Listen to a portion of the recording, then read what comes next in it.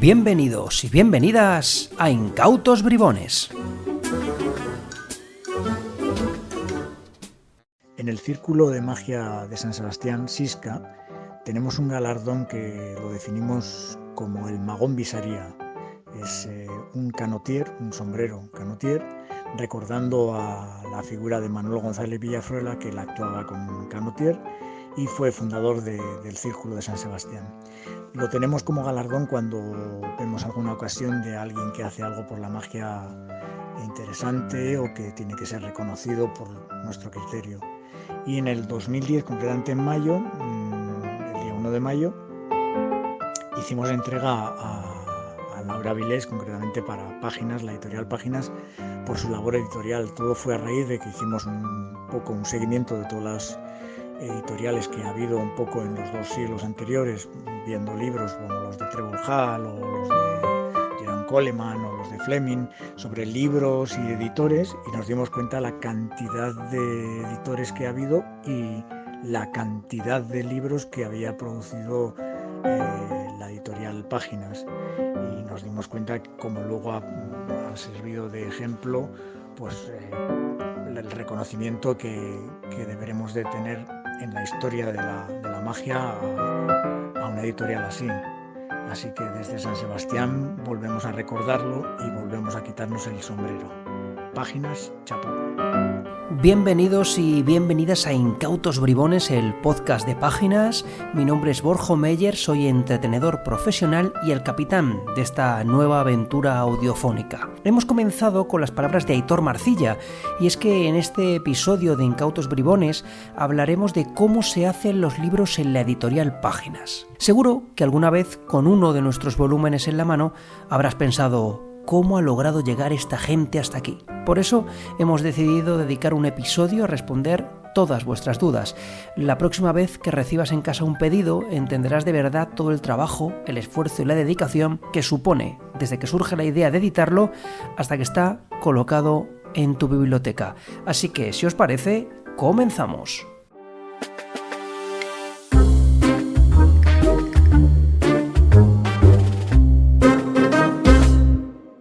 Para charlar sobre este tema tenemos con nosotros a Laura Vilés, Luis Alberto Iglesias, Iñaki Caballero y David Redondo. Así que, si os parece, vamos a comenzar preguntando a Laura cuáles son los requisitos mínimos para que un libro sea publicado. Para poder escribir, o sea, escribir puede escribir cualquiera, pero para que lo que ese mago escribe sea realmente un aporte, haya una diferencia, haya algo que sume a la magia, creo que ese mago tiene que tener una cierta experiencia, un cierto rodaje, que no es interesante todo lo que se escribe, ¿vale? Ahora ya estamos en un momento en que cualquier persona, y lógicamente con todo el entusiasmo y toda la libertad del mundo, puede editar un libro. Hay miles de sistemas de autoedición y los libros pueden quedar preciosos y las maquetaciones son muy, muy molonas y tal,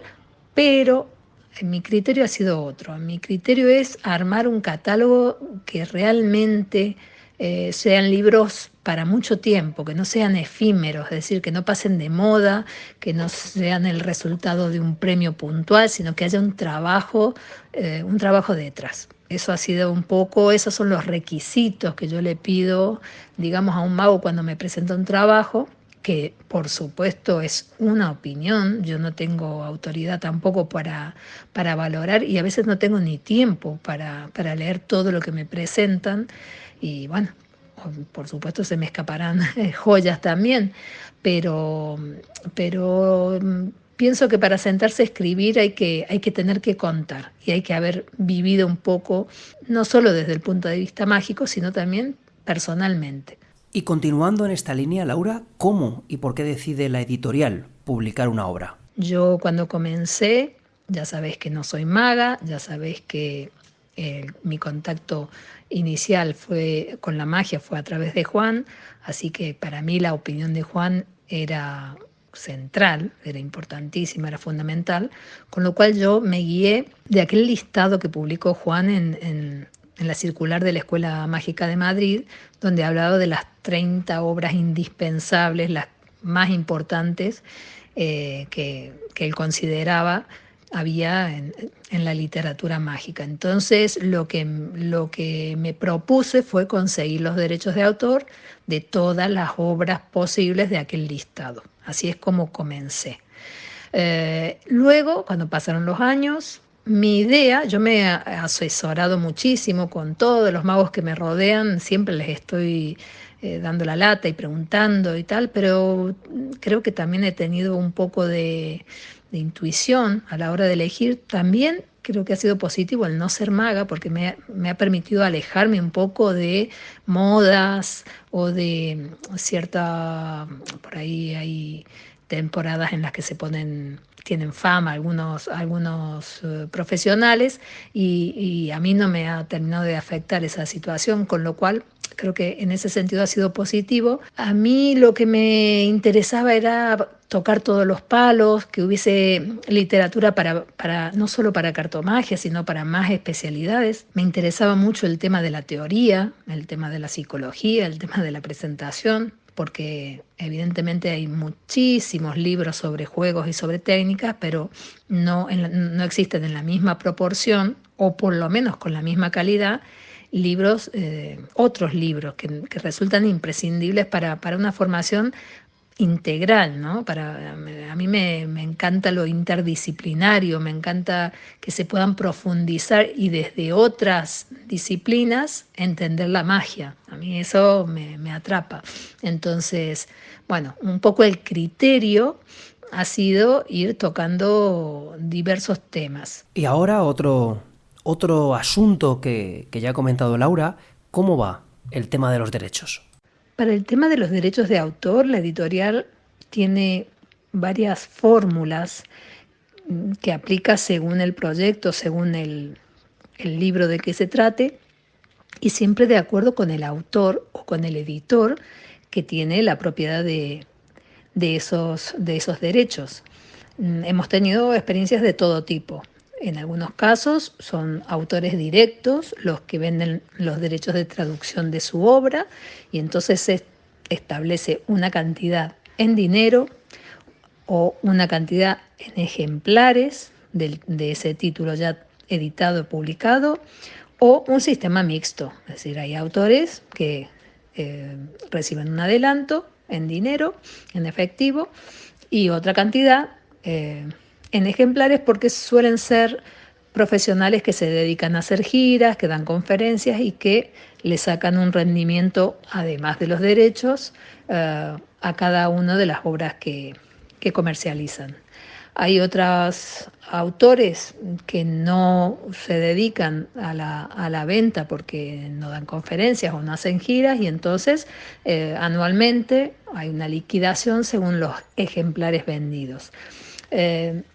Muchas de las obras que hemos editado, los derechos se han gestionado con las editoriales, porque los autores están fallecidos y los derechos ya los adquirió en su momento la editorial que publicó esas obras.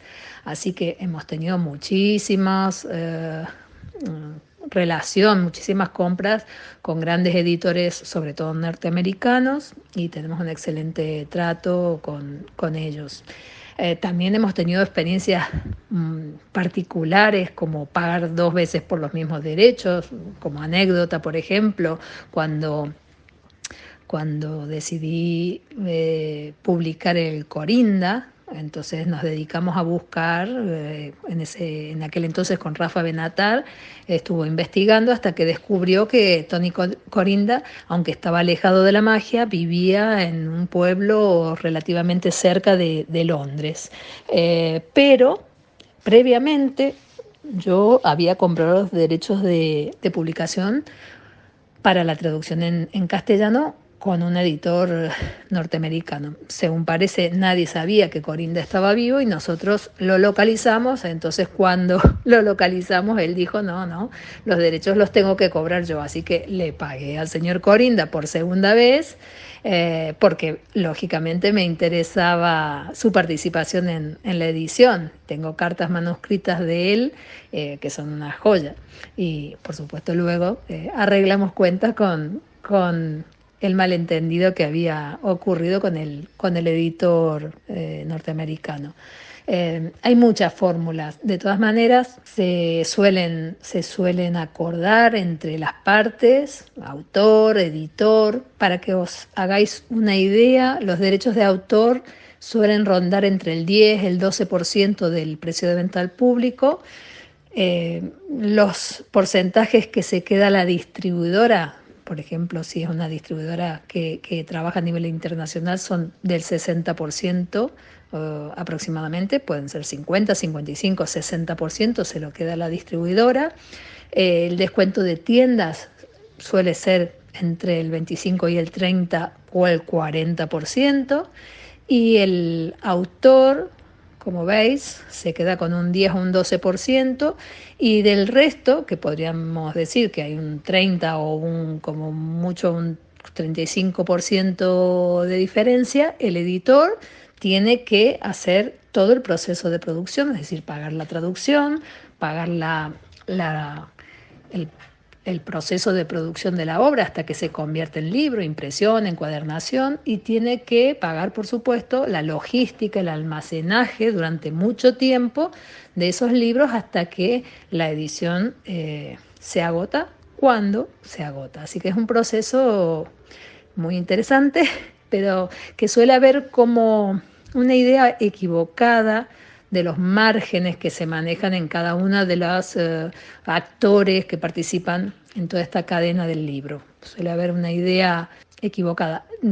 Por supuesto, el porcentaje del autor es pequeño, pero también el porcentaje que finalmente le queda al editor termina siendo muy pequeño con el paso del tiempo. Muy bien, ahora vamos a marcharnos con Luigi para que nos cuente cuál es el proceso de edición de un libro.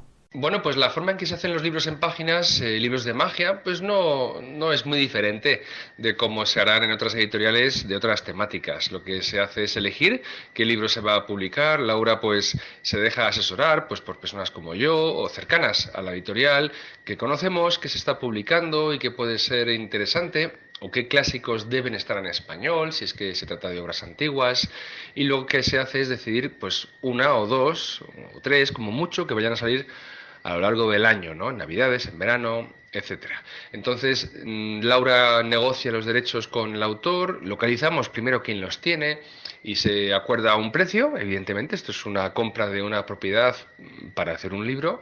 Ese pago se hace y en el momento en que se hace el pago al propietario, pues este te envía el material para hacer tú el libro. Evidentemente, no todos los libros, imaginaos un libro muy antiguo, pues a lo mejor todo el material que tú recibes es un ejemplar del libro en papel y tienes tú que extraer las fotos digitalmente o hacer réplicas de esas fotos o darle un escáner de ese libro al traductor para que pueda trabajar con él, porque solo tienes un ejemplar en papel y no puedes dárselo al traductor porque tienes tú que utilizarlo en la labor editorial que voy a explicar a continuación. Si es un libro actual y moderno, lo normal es que te manden pues archivos digitales, lo cual facilita muchísimo el trabajo.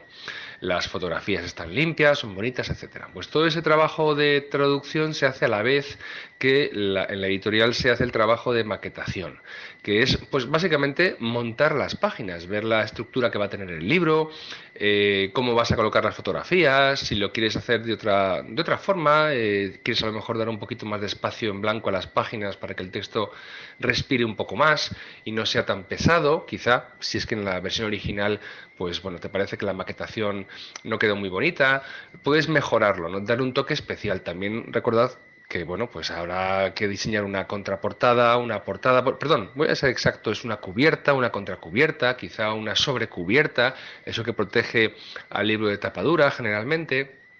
Todo eso es un trabajo de diseño gráfico que también hay que hacer. En el momento en que el traductor ya tiene el texto, lo puede mandar todo de golpe o mandarlo por entregas. Si se manda por entregas, pues se puede ir montando capítulo a capítulo. Una vez que está todo el texto maquetado o montado sobre las páginas, tal cual se han diseñado para la edición en español, pues ahí viene ya la labor de revisión. Se revisa, que significa se lee y se relee por parte del traductor, el equipo editorial y luego por revisores que tenemos, magos, que son buenos lectores, que son atentos y que cazan gazapos, errores. Luego siempre convives con el error, porque siempre se te escapa alguna cosa que justo la ves cuando recibes los primeros ejemplares de la imprenta. A lo que voy, después de que ya se ha revisado el texto, ese archivo se manda a la imprenta y la imprenta al cabo de su plazo pues te manda una caja con ejemplares y ahí ya compruebas, ¿no?, la calidad de todo, del papel, cómo ha quedado, las tintas, si se ve bien, si a lo mejor la tinta se trasluce un poquito porque a lo mejor no has acertado bien con el gramaje o el grosor del papel, pues todo eso muchas veces nos tememos que se ve cuando ya lo tienes en la mano el libro, ¿no? Pero bueno, ahí la editorial se cuida mucho de hacer un buen trabajo para que eso no pase y sean libros de mucha calidad también en cuanto a su producción. Y después, como ya sabéis todos, pues se vende, se distribuye y lo que interesa es que guste mucho, que se venda muy bien, que la gente lo quiera tener. El libro no solamente que se quiera leer, sino que sea un objeto que luzca bien en la librería y que el mago quiera invertir en un libro que lo valga. Y bueno, pues ya conocéis los estándares de calidad de páginas después de casi 30 años, más de 25, pues son altísimos. Y bueno, pues es el catálogo para dar fe de ello. Y así se hacen los libros en la editorial Páginas. Muchas gracias, Luigi. Vamos a continuar, vamos a hablar ahora con David Redondo, porque le queremos preguntar sobre Gabriela. Gabriela Goldadler suele ocuparse de la producción editorial de muchos de los títulos publicados por Páginas. ¿Cuál es el trabajo de Gabriela? Llevo trabajando con Gabriela muchos años y es una persona muy exigente. Cada proyecto que hacemos está siempre pendiente de que esté todo perfecto, de que no haya ningún error, de que se pueda mejorar en cada maquetación o en cada referencia. Y bueno, al principio de cada proyecto empezamos a hablar por email, vamos proyectando un poco cómo va a ser la línea de trabajo de cada libro que abordamos.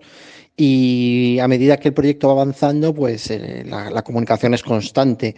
Empezamos con emails, pero poco a poco ya pasamos a WhatsApp, a comunicación más rápida, más fluida, o incluso llamadas en un momento dado para aclarar términos, aclarar conceptos o aclarar alguna duda que tengamos mutuamente.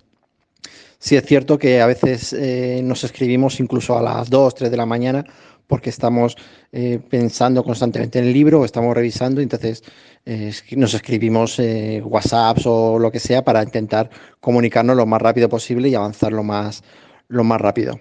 Estupendo, David. Muchas gracias. Seguimos indagando porque ¿qué significa o qué incluye la revisión de un libro? ¿En qué tiene que fijarse un revisor, David?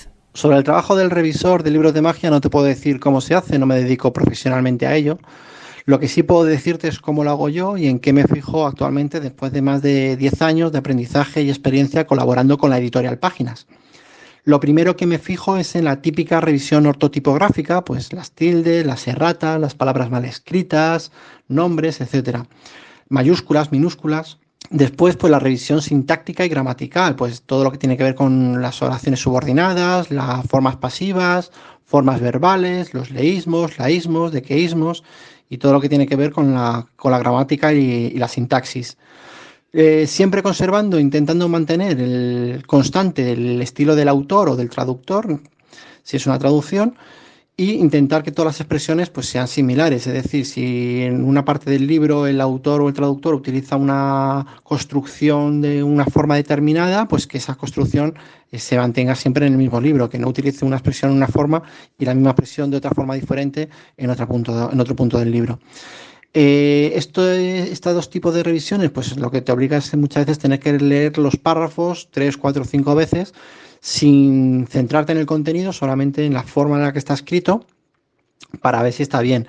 Una vez que estoy seguro que está bien escrito, que esto está bien, pues pasaríamos a la revisión técnica. ¿Eso qué significa? Pues comprobar que todos los juegos estén bien explicados, probar los juegos, porque a veces te dicen izquierda y es derecha, o te dicen arriba y es abajo, cositas de esas, errores de ese tipo. Probar que se entiende todo bien, como decía, y si no, pues mejorar la explicación o la traducción, hablar con el traductor o si se puede, pues con el autor. Muchas veces ocurre que el traductor te dice que la traducción está bien y el error viene del original. Entonces hay que ir al original, comprobar que el original esté bien y pues hay que decirlo, que muchas veces el original también está mal. Entonces hay que cambiarlo y corregirlo todo y adaptarlo. Fijarnos también mucho en lo que son las ilustraciones, en este caso, que se entiendan bien, que no estén mal colocadas, que estén bien situadas. Y luego también en el apartado técnico, pues fijarnos en los nombres de las técnicas, porque ya siguiendo lo que es una línea editorial, pues si en ciertos libros de la editorial las técnicas están expresadas o traducidas de una forma, pues que en el resto del libro, nos guste o no, pues tendremos que mantener esa línea editorial. Y una vez que ya tenemos todo ese tema, todo el tema técnico, pues pasaríamos a las referencias, pues añadir las referencias a otros libros, a otras revistas, a otros juegos y sobre todo si se puede dar créditos a los autores de ciertas técnicas o ciertos juegos, ¿no? Muchas veces encontramos en algún libro que hablan de algún juego, de algún libro, pero no tenemos más información. Pues si está traducido ponemos la traducción del libro, la página donde se puede encontrar y si no está traducido pues intentamos buscar a ver dónde se editó, la fecha de edición, etcétera, etcétera. Y por último ya, una vez que ya el editor o la editora, en este caso, nos pasa la maquetación final, pues podemos comprobar también si el número de páginas está bien, la paginación, las referencias de una página a otra, del índice, el control de sangrados, los espacios, que no haya dobles espacios, por ejemplo, y mil cosas más. En maquetación es una locura también.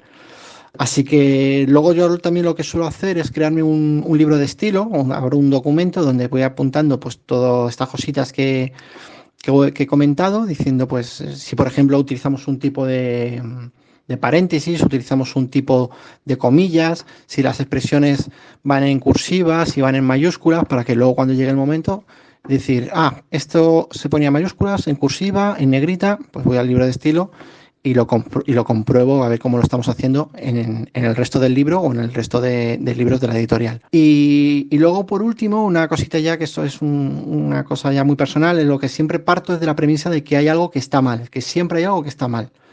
O se puede mejorar, siempre hay margen de mejora. En muchos casos, si me encuentro que a lo largo del libro todas las páginas tienen alguna cosilla que corregir, una coma, una tilde o cositas muy pequeñitas, y de repente me encuentro con una página en la que no he notado nada, he visto que no hay nada reseñable, pues me paro, vuelvo a leerla con más calma porque seguramente se haya pasado algo o hay algo que se pueda señalar o mejorar o lo que sea.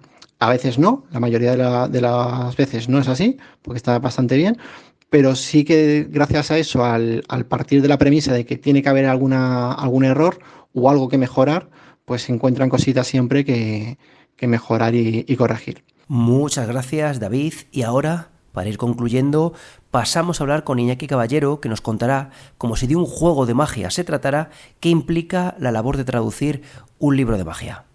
Efecto. El traductor toma un libro en sus manos, lo hojea mostrando al público que está escrito en un enrevesado idioma que ni él mismo conoce. Los espectadores atisban palabras como Side Steel, Bidle Grip, Haman Count y rarezas por doquier. Alguien comenta en voz alta, ¿esto qué lo que es? Pero el traductor cierra el libro como si aplaudiera con él. ¡Plas! Y lo vuelve a abrir sin solución de continuidad. Ahora los espectadores leen robo lateral, posición de corte, cuenta del hermano Haman, todo en cristiano, y recibe del respetable una salva de aplausos agradecidos. Material. Primero, un libro escrito en raro. Segundo, un ordenador con conexión a Internet. Tercero, tener muchos años. Cuarto, tener mucha jeta. Realización. No importa que el ejecutante no conozca ese idioma raro, pero tiene que dominar el cristiano. De ahí lo de tener muchos años. Cuanto más haya vivido el artista y cuanto más literatura haya leído, más posibilidades tendrá de poder realizar este ilusionismo. Si además hace sus pinitos en el frágil mundo de la escritura, miel sobre hojuelas. El conocimiento del idioma en que esté escrito el libro a transformar ayuda mucho, sí, pero también ayudan las herramientas. De ahí lo de conexión a Internet, pues la red está plagada de ellas. La jeta es imprescindible, pues pasar por traductor sin serlo académicamente requiere mucho arrojo. Para realizar este juego, comienza con el libro en las manos, abierto al azahar por una página cualquiera, que, casualmente, será la que contenga más palabras de esos raros. Ojea el libro de manera que el público no pueda ver que las otras páginas son mucho más sencillas, pues contienen palabras como Vernon, que se traduce como Vernon, o Tamariz, que se traduce como Juanito. Procura parecer alguien que domina los milagros. Échale jeta. Corolario. Pero aunque poseas una jeta inconmensurable, si al intentar presentar este juego traduces The Great Pretender como El Gran Pretendiente, mira las ofertas de empleo. Ahora mismo se necesitan carpinteros. Muchas gracias, Iñaki. Bueno, con toda esta información os podéis hacer una idea más aproximada sobre el trabajo que supone idear un libro, editarlo, producirlo y que luzca maravillosamente bien en vuestras estanterías. Todavía falta el diseño y la maquetación, la impresión y la encuadernación, la logística y la distribución de los libros, pero por el momento pasamos página y esas cuestiones las dejamos para otro episodio. Damos las gracias a Aitor Marcilla, a Laura Vilés, Iñaki Caballero, Luigi y David Redondo por su participación y por arrojar luz sobre este tema. Esperamos que este episodio os ayude a entender un poco más esos tesoros del conocimiento que son los libros de magia.